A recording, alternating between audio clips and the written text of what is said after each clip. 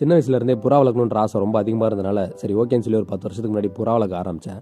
சாதா புறாவில் தான் ஸ்டார்ட் பண்ணேன். அதுக்கப்புறம் ஒரு பையன் சொன்னான், நீங்கள் வந்து கர்ண புறா வாங்குங்கண்ணா, பல்ட்டி அடிக்கும்ண்ணா அப்படின்னு சொல்லி. என்னது புறா பல்ட்டி அடிக்குமா அப்படின்னு ஒரு ஆர்வத்திலே ஓடி போய் கர்ணையாக வாங்கிட்டு வந்து செட் பண்ணேன்.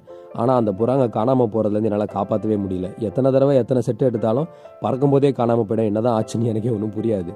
ஓகே, இந்த தலை குழம்பி யோசிச்சுட்டு இருந்த டைம்லேயே பார்த்தீங்கன்னா ஒரு அண்ணா சொன்னார், தம்பி உனக்கு ஹோம்ஒர்க் தான் கரெக்டாக இருக்கும், இது வந்து மிஸ்லாம் ஆகாது, நீ நல்லா பார்த்துக்க முடியும், சூப்பராக இருக்கும் அப்படின்னு சொல்லி விஷயங்கள்லாம் சொன்னார்.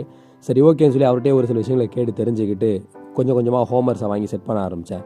அதுக்கப்புறமா தான் தெரிஞ்சது ஹோம்ஒர்க்கில் இவ்வளோ விஷயங்கள் இருக்கா அப்படின்னு சொல்லி. இந்த இன்ட்ரெஸ்ட் எனக்கு ரொம்ப அதிகமாகிட்டு இப்போ வரைக்கும் நான் ஹோம்ஒர்க்கை மெயின்டைன் பண்ணிகிட்டு இருக்கேன்.